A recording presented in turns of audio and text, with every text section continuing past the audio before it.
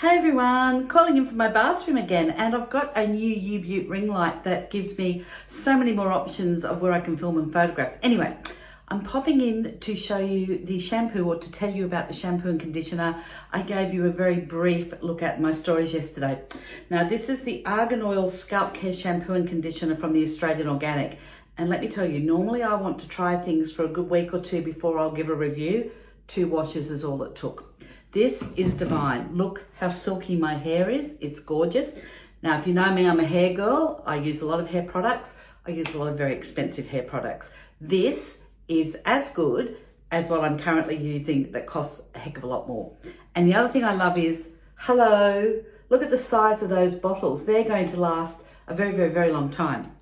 Now, the guys at the Australian Organic also sent me some trial packets of a hair growth mask, which I'll use in the next few days, and a hair growth serum, which you put on damp hair before you blow dry, so that'll give you protection from heat, etc., etc. Gorgeous. I've used that today, haven't used that yet.